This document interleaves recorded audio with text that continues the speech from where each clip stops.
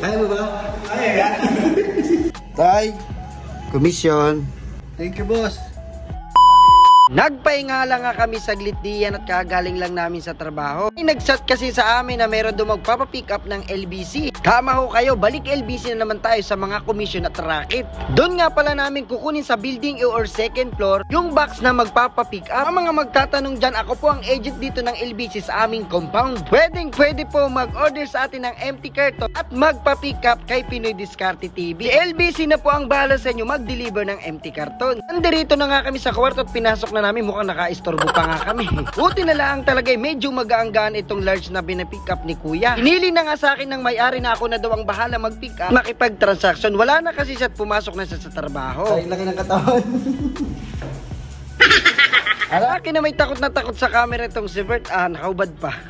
Naisturbo muna namin saglit yung nagluto. Sabi namin ay videohan kami habang nilalabas namin ito. Ay bay, sayang din, content din, diba? May commission ka na, may kita ka pa. O, saan ka pa? Ito nga pala ang aming diskarte kapag mabigat yung LBC box. Naibababa namin sa aming building gawa ng wala kaming elevator dito sa aming company. Medyo may kabigatin nga rin pala at dito nga lang namin naramdaman sa katagalan. Kaya hinilan na lang namin siya pababa. Pinadoos-dos ng dahan-dahan para naman yung babasagin ay hindi mabasag. Siyempre tayong nakasalalay dito kapag ka dito may nabasag, si Pinoy Diskarte ang kawawa. Charot. Nagpalitan nga muna kami ni Russell Dian sa pagbubuhat. Sabi ko siya muna. Sabi ko nga Dian sa kanya, kapag nararamdaman niya na yung pagod, ako naman ang maghihila at magtutulak nitong LBC karton. Tinalang talaga at hindi fifth floor, no. Kung fifth floor to ay naku, baka pawis-pawisan kami. Nung naibaba namin sa ground floor, Pinapahirapan mo siya. Kaya mo ba? ay maghahanap muna ako ng Arabia o pushcart para naman hindi kami mahirapan papunta dun sa labasan. Buti na lang talaga at may Arabia dito sa aming company at ako'y manghihiram nga muna. Ramdam ko na nga diyan ang pagod gawa ng pagdating namin galing trabaho, hindi nga kami nagmerinda ni Russell. Nang alas 5 nga daw yung dating ng LBC na magpipick up. Nandito na nga yung pushcart at nilagay na nga ni Russell dito sa pushcart itong LBC. Oy, napadaan pa si Boss Julian. Sana nga ay magtuloy-tuloy itong aming agent dito sa LBC. Abay, sayang din yung kikitain natin dito at commission dito sa LBC. Maraming salamat LBC sa tiwala. Kita ko nga dito sa CJ Roots, nag-igib pa nga raw sa Balenciaga. Charot lang.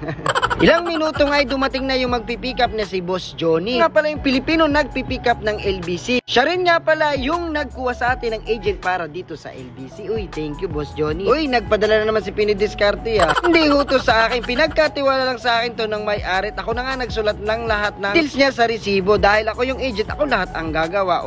Nag-order nga pala ako diyan ng empty carton ng medium at saka large. Wanang sobrang dami naghahanap sa akin ng empty carton dito sa aming compound. Sa mga nais kumuha ng empty carton, available na po ang large saka medium dito sa ating compound. At sa mga o-order naman po sa labas ay pwede rin po, i-PM nyo lang po ako sa WhatsApp. Pwede rin po kayo magpa-pick up sa LBC, kontakin nyo lang po ako. LBC na po ang bahala mag-pick up sa inyo at mag-deliver na empty carton. Pagkatapos nga diyan ikarga, nagbayad na nga pala ako kay Boss Juni hanggang Nueva Ecija ay 249 lamang kasama na po yung VAT. At kung meron kayong ibang katanungan at kung magkano sa iba't ibang lugar ng Pilipinas, search nyo lang po ang LBC at nandun po lahat ng promotion nila. Buti na lang talaga nandito ang kababayan kong si Russell at ako ngay may katulong at may assistant. Pre, hati kami sa kikitain dito. Iaakit na nga pala namin yung empty carton sa fifth floor. Totoo lang naman, hindi naman talaga ganun kadali rumakit. 8 hours sa trabaho, magtitinda ka pa. Kapag merong mga nagpapapick up ng LBC ay syempre gagampanan natin yan. Kaya naman, deserve na deserve yung mga blessings na dumadating sa atin. Thank you Lord. Minsan talaga ay may oras at may araw na ako'y tinatamad magtinda. Gawa ng sakit din minsan sa likod ng pabalik-balik dahil fifth floor nga kami. Kaya ang ginagawa ko na lang sa isang linggo, 3 beses, 4 na beses lang ako magtinda para may pahinga tayo. Medyo naawa nga ako kay Russell dahil medyo pagod to, dahil medyo katabaan nga at naling mapagod. Charot lang.